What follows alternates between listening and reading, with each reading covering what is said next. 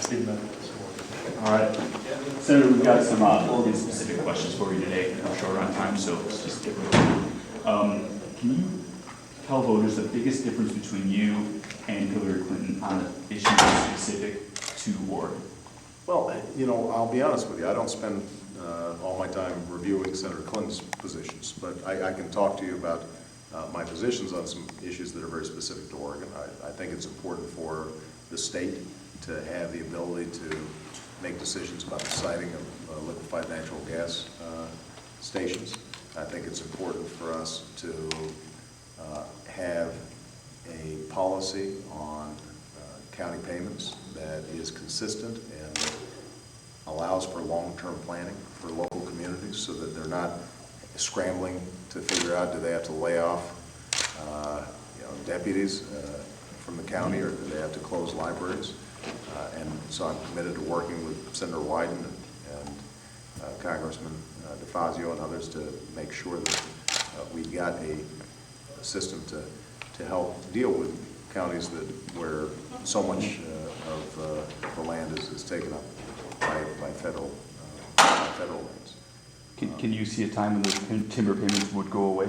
Well, you know, I think what I'd want to do is negotiate with local counties to figure out how are we ensuring that basic necessities are paid for, and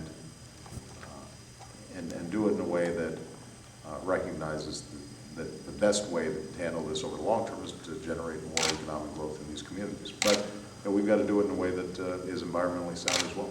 16,000 Oregonians depend on the Oregon medical marijuana plan to obtain medicine. The federal government does not recognize that state plan as being legal, and the USDA has raided marijuana grows that supply patients.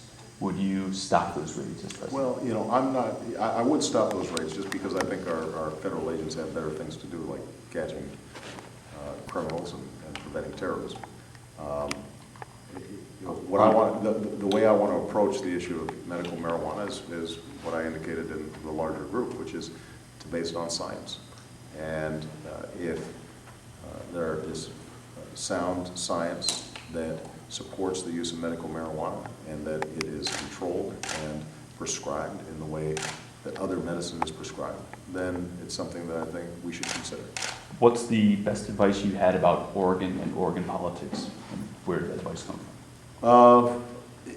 Gosh, you know, the best advice I get are from these town hall meetings from the people that I talk to. You know, and what they tell me is that they love this state and they want to make sure that the quality of life in this state is preserved.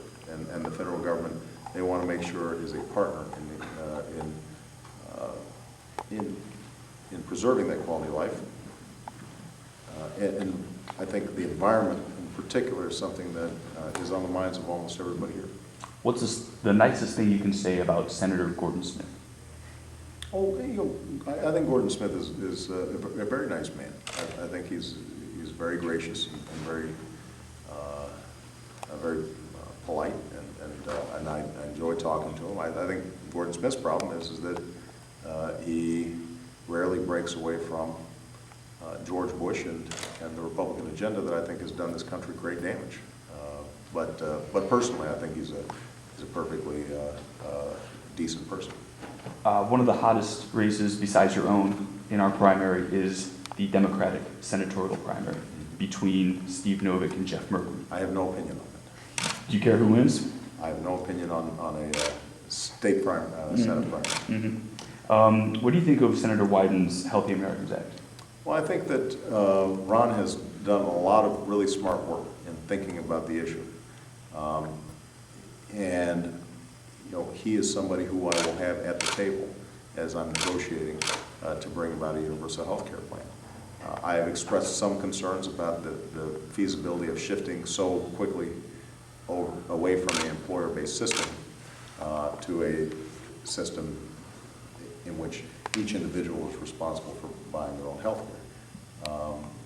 But I think that the idea of portability is one that is important, and I'm looking forward to having him as one of the driving forces in the Senate behind getting universal health care done.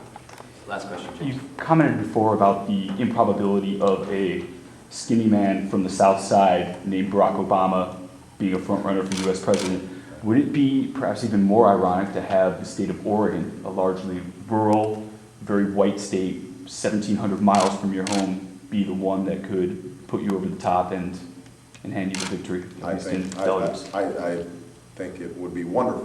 I don't know how ironic it would be, but I would be thrilled by it happening, and I hope it does. Right. One more question for you. We asked this of all our candidates. If you had a tattoo, you don't have a tattoo, do you? I do not have a tattoo. If you had a tattoo, what would it be and where would it go? I cannot imagine any circumstances in which I would get a tattoo.